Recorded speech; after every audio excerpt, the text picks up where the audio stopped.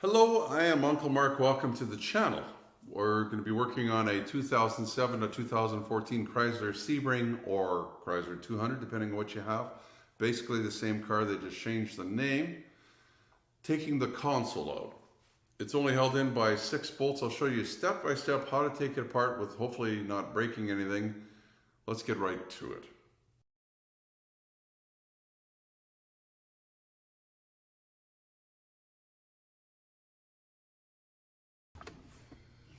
So if you're sitting in the car, you're going to want to take this chrome trim ring off. Got to be careful what you use. I've got these non-marring plastic pieces. It looks like front out first, then you can work around the sides. We'll show you the clips that are holding it in. There's 4 of them, plus a 5th one that shows you that where the front is located. It actually can go on backwards, but it looks like that's the way it sits. And that piece right there is the front middle part. So you want to pop this out from the bottom, open this little door to pull it down, out, open that, and then pull the whole thing down. Because the top here are like hooks. So they're not clips, they're hooks. If you try and pull it out, you're going to break them. You're going to have to pull it down.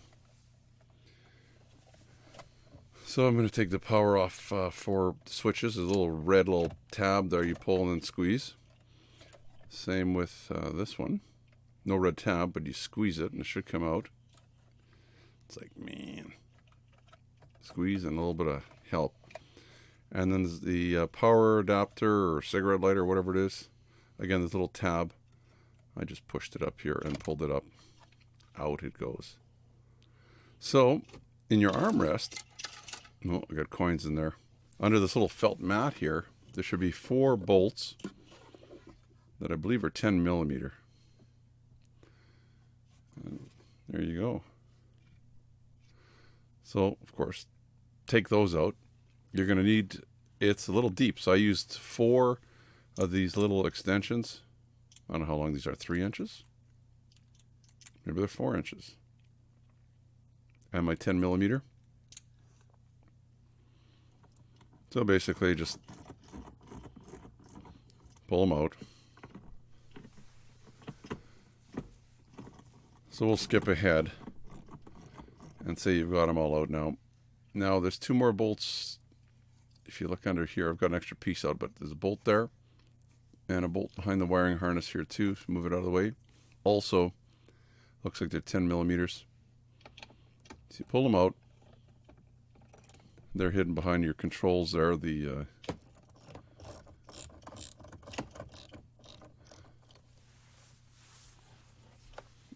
And there should be a wiring harness too that's still hooked up to, like there's a power point or outlet in your armrest. So yeah, probably be easier to take this off first. So on these cars, this chrome piece goes down. Not easy to do without damaging it, but down, and then just spot off. And then just kind of give us a little wiggly twist and pull up. It should come off. Some of the other cars, they actually screw on, but that one is how that works. You see how it goes back together? Yeah, I'm going to have some issues putting that back together later because I think I damaged one of those little fingers. So you want to do that, and ideally if you can get it out of gear. Now if you're taking this console out because you can't get it out of gear, that's going to be an issue.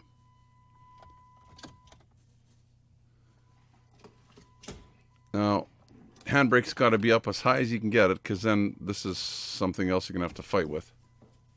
I had to really pull up on it a few times. I'm imagining if you couldn't get this handbrake high enough, you should be able to get in where my right arm is, way under there, and loosen the cables for the handbrake. But I was able to pull it far enough. And give it one more tug here. Or 2 more tugs.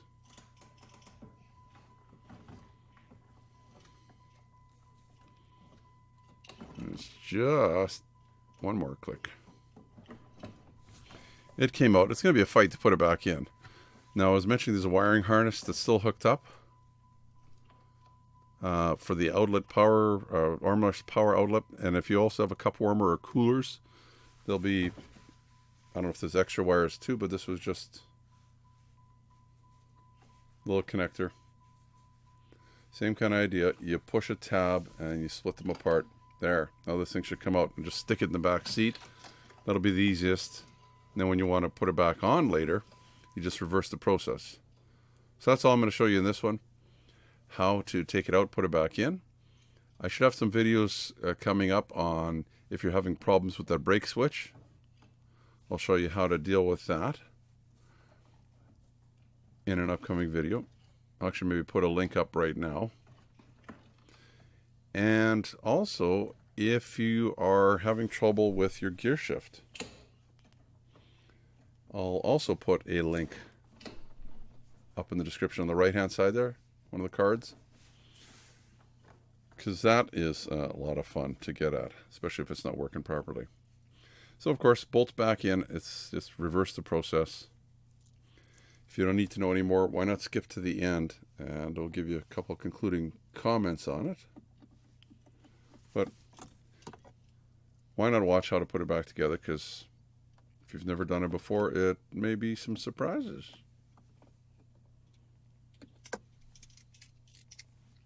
Now, if we go back into your armrest, there should be those 4 bolts. They're all actually the same. You can mix them up. They're all the same length. They're all 10mm bolts. So put all 4 of them in, snug it up, then put that little piece back in there. It only fits in one way, so you'll have to flip it around a couple times so you figure out which way it goes back in there. But it's just to hide the bolts, basically. And so that stuff doesn't make noise if it's in there. We'll be clanging around.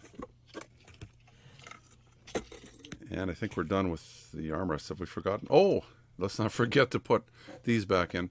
So hook your wires back up. They only plug in one way. So you're going to want to hook the top in first, right? So up into there. I've got another piece missing on the top that you don't have to take off. But once all the wires are hooked up, so top goes in first. Make sure that little ashtray door is open, because it'll make it a lot easier to put it in there. It clicks in, and that's that. Now, put your trim ring back on. Remember that one little extra finger there points to the front. Back goes in first, then the front. Clip, clip. There you go. Then remember how to put this on. Slip that over there. The chrome piece is going to face you. Should just go down, and then that should pop in. Now, I had a problem with one of the fingers. I guess I bent it by accident. So I've messed around with that a little bit. You'll see that in the bloopers if you want. And I think we've got the console installed back in. Hopefully that was helpful. So, a little bit of monkeying around, but able to take it out, as you saw. Not really sure why you want to take it out. Maybe you're having trouble with the handbrake cable switch. I'm going to have a video on that, just a separate one. Plus, I'm also going to deal with the actual gear shift lever. If you're having issues with it, maybe it's broken where it won't come out of gear. I'm going to be showing you how to take the whole thing out, plus possibly what needs to be repaired on it. I think there actually might be a recall on it if you're having trouble where it's stuck into park. You can give me the thumbs up if you like the video. Hopefully you did. You can subscribe down in the corner if you haven't already too. I'll also put a card up here with a link to my playlist on this car, because I'm doing a whole bunch of videos. There'll probably be other things you'll need to fix in your car if you hang on to it for a little while. That is going to do it for my video. Thank you for spending some time with me. Until next time, Uncle Mark saying bye-bye for now. Remember to be safe. Your safety is your responsibility and should be priority number 1. Also, give me the thumbs up if you like the video. Plus, please subscribe and you'll get all the notifications. It's easy. The little dog will show you how. Ring the bell. Ring the bell.